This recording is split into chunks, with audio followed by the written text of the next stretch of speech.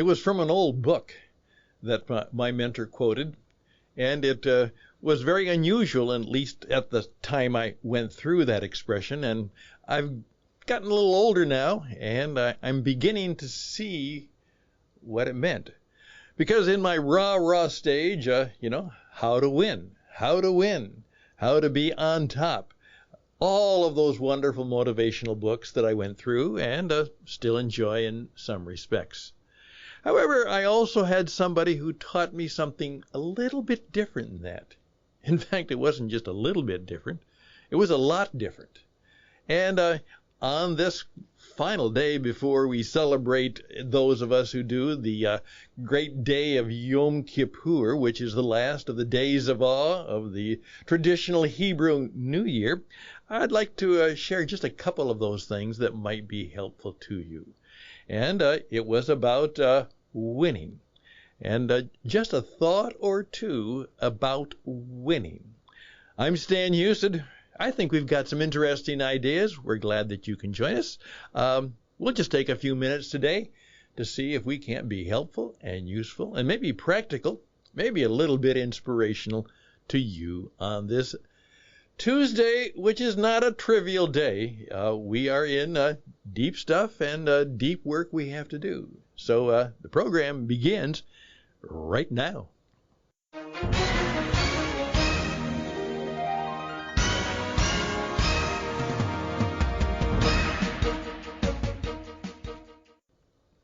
Well, here we go. Things we learn as we get older, usually from people who are older than us. One of the expressions was just a calmness one time. I'm intense. I'm very intense. I'm an A personality. I'm go, go, go, go, go. And sometimes my wife says that, she says, Stan, sometimes your intensity even scares me. And I know you.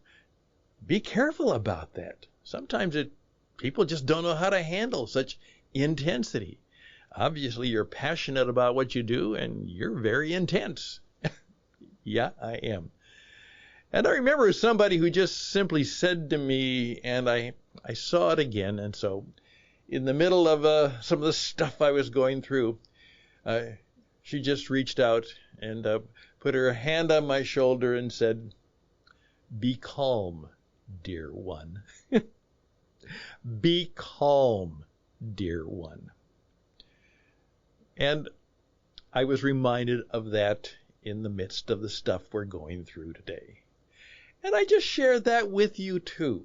If your life and days are as intense and as busy and maybe as challenging as mine, sometimes what we just need to do is have somebody, and maybe I'll just share it. Maybe you can share it with yourself. Be calm, dear one. Now, remember I said yesterday, kind of a one-day prayer, a 1 minute, 1 second prayer is SOS. Strengthen our soul. Just strengthen our soul. And perhaps help me be calm. Help me be calm. As someone again said, Stan, don't fret. Deliver us from all fretfulness. And there we go. Some more thoughts that might be helpful to us as we go through this run up to the days of awe. And there's a lesson that hit me, and I hope it wasn't morbid, but for some reason I had never thought of it quite this way. Now, obviously, those of us who live in the part of at least North America, and it's certainly true around the world depending on the geography that you're at, but this is now the autumn season, the fall, as we sometimes say, and of course the fall means that in most cases now the leaves on the trees are beginning to fall. Have you noticed something? Obviously, there are many, many, many people who are enjoying what we missed for a number of years when we lived in Arizona, when we were part of Minnesota, we learned it quite well. But in our years of Arizona, it was not nearly the same. But now that we're in the land of many trees in eastern Carolina, we are beginning to notice it once again. We are thrilled that just outside of our little apartment is a place where we can feed the birds, and my goodness, the birds are something else. So we have learned lessons from the birds. And what we are also learning, and I just finally had it strike me, is the leaves are beginning to turn. And you all know what's going to happen. It's going to be beautiful.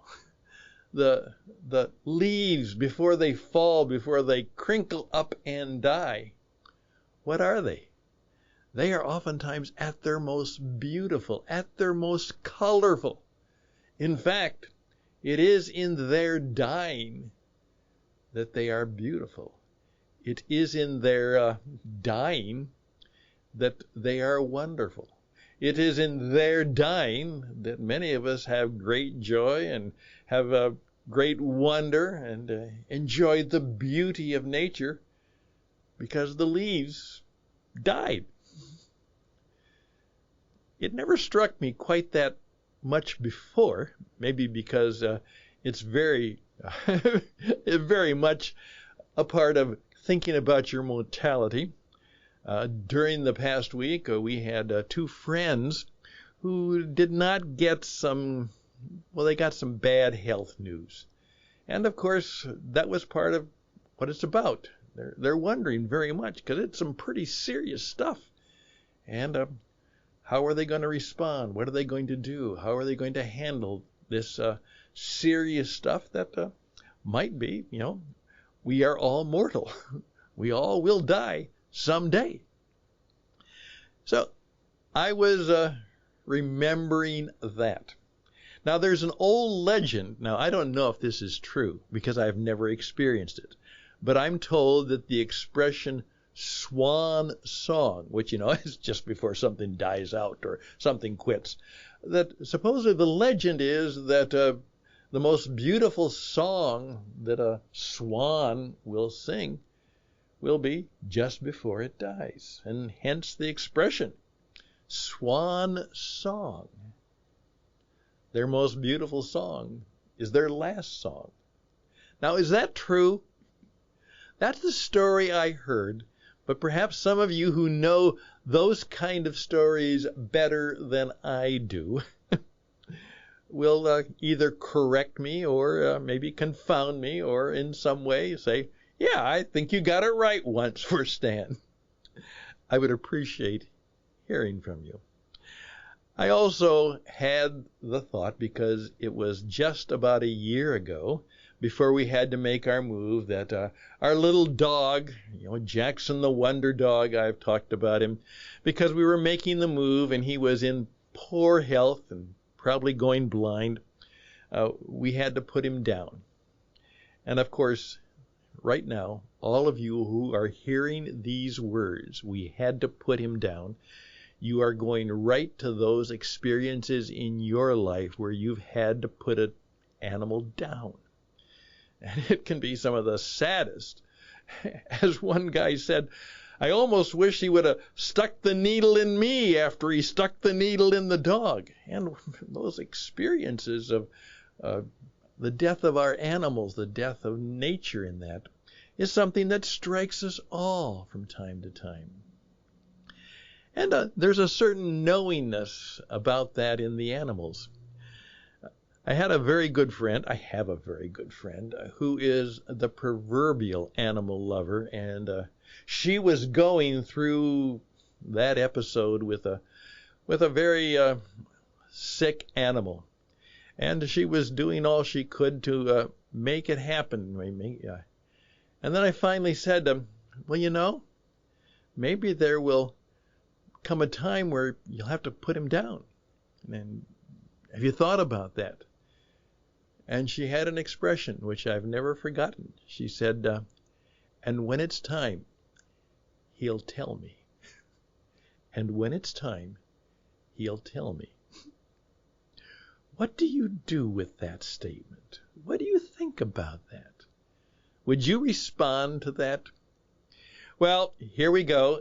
You see, it's only 10 minutes today on this Tuesday. But perhaps we'll think about some of those things as we go through this week, because what we will discover is the opportunities of life oftentimes come to us when we've dealt with the realities of death.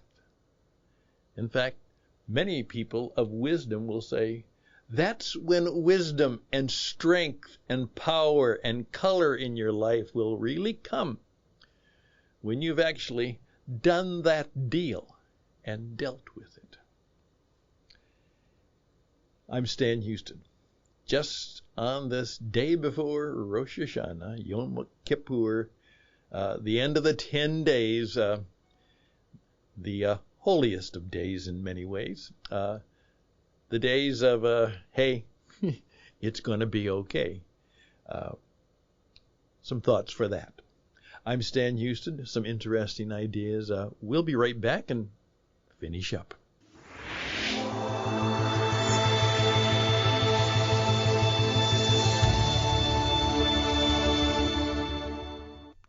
Again, I thank you for your time. I would love for you to make this a conversation, not just a program where I sometimes bloviate and spill myself, maybe sometimes too much. But please reach out to me. It's time for this program more and more to be a conversation, and I'm opening it to you. If you've got some wisdom, insight, and truth to share, I'm looking forward to that. By the way, those of you who are quite old, past 60 some, will also know that this was, some 60 years ago, the month that was as scary as can be, because it appeared that perhaps World War III, the nuclear war, might really happen. Do you remember that? If you're of age and stage, well, we're also going to remember it, as one of my very, very good friends who was involved in that incredible story will tell his story. That's coming up on Interesting Ideas, and of course, we would love to hear your story and your ideas.